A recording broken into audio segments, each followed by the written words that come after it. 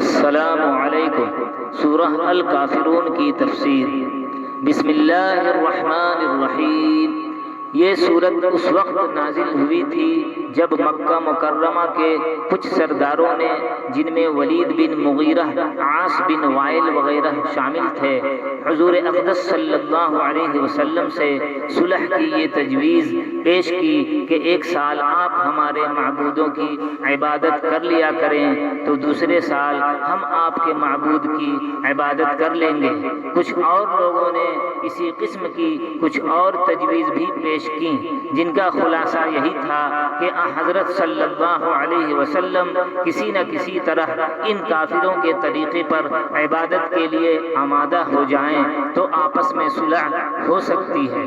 دوسرا پارٹ سننا چاہتے ہیں تو ویڈیو کو لائک، سبسکرائب اور ثواب کی نیت سے شیئر کریں۔